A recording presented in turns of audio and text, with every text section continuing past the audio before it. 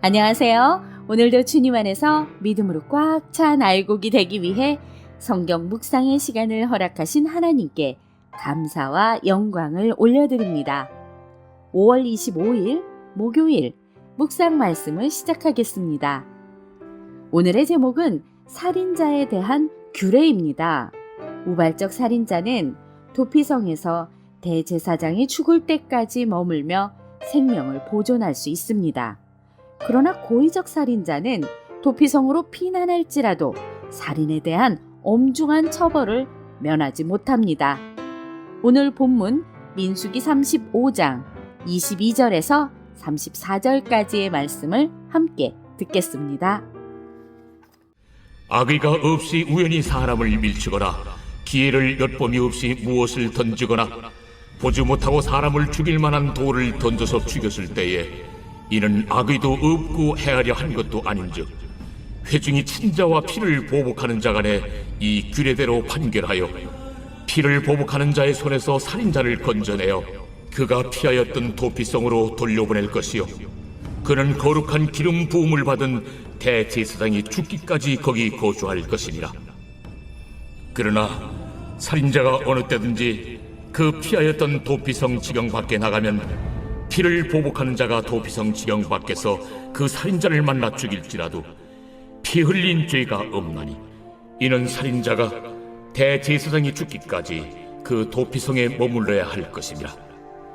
대제사장이 죽은 후에는 그 살인자가 자기 소유의 땅으로 돌아갈 수 있느니라.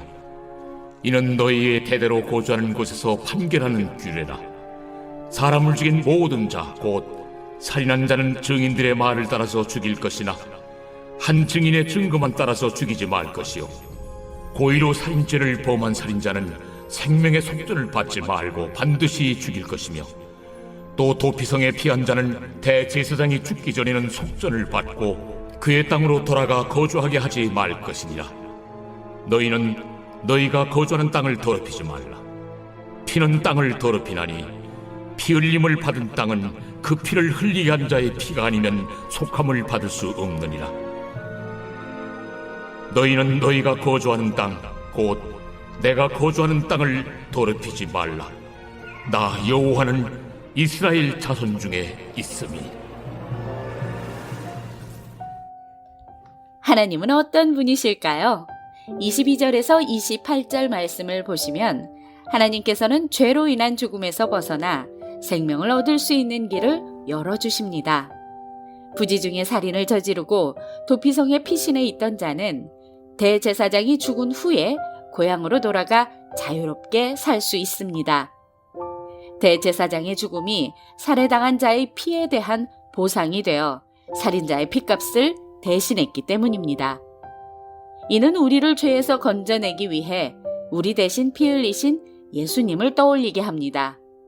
우리의 대제사장이 되시는 예수님은 죽음으로 우리를 죄에서 건지시고 다시 살아나심으로 우리에게 영원한 생명을 주셨습니다. 죄와 사망에서 건져내어 새 생명과 자유의 삶을 선물해 주신 하나님께 감사와 찬양을 올려드립니다. 33절과 34절 말씀을 보시면 하나님께서는 약속의 땅에서는 사람의 생명을 빼앗는 피 흘림이 없어야 한다고 분명히 말씀하십니다. 살인은 생명의 주인이신 하나님의 권한을 침범하고 하나님이 거하시는 땅을 더럽히는 죄이기 때문입니다. 세상에는 직접 살인뿐만 아니라 돈 때문에 사람을 죽음으로 내모는 간접살인, 또 다른 사람의 인격을 짓밟는 인격살인까지 벌어지고 있습니다. 이런 살인 때문에 온 땅이 신음하고 있습니다. 우리는 먼저 공동체 안에서 생명과 인격을 존중하는 문화를 만들어야 하고 더 나아가 사회에서 생명을 경시하는 풍조를 몰아내며 하나님이 거하실 만한 세상으로 바꿔가야 합니다. 30절을 보시면 하나님께서는 살인자를 재판할 때는 최소 2명의 증언을 확보하라고 하셨습니다. 정의를 구현하는 것도 중요하지만 오판으로 억울한 일이 생겨서는 안 되기 때문입니다.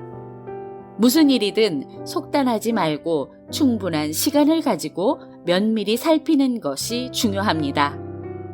31절과 32절 말씀을 보시면 하나님께서는 우발이든 고이든 살인을 저지른 자에게서 속전을 받지 말라고 하십니다. 돈이 생명을 대신할 수 없기 때문입니다. 돈으로 생명을 살 수 있다는 생각, 돈으로 죽음을 보상할 수 있다는 생각은 사회를 병들게 합니다. 생명보다 돈이 더 가치 있게 여겨지는 곳은 하나님 나라일 수 없습니다. 기도하겠습니다. 하나님, 오늘 우리에게 주신 말씀대로 생명을 경시하는 풍조를 거슬러 주님을 따라 생명을 구하며 살게 하여 주시옵소서. 예수 그리스도의 이름으로 기도드립니다. 아멘. 예수님은 우리에게 살 준비를 시키시면서 죽을 준비도 시키십니다. 예수님은 삶을 위해 먼저 죽음을 준비하셨습니다. 우리는 습관적으로 삶을 먼저 생각하고 그 다음에 죽음을 생각합니다. 예수님은 우리의 이런 인식을 확 바꾸셔서 먼저 죄의 죽음으로 우리를 이끄시고 우리를 생명의 자리로 옮기십니다. 예수님을 따라 생명을 구하는 삶을 살아가며 오늘도 광야 같은 세상에서 승리합시다. 저는 내일 다시 찾아뵙겠습니다.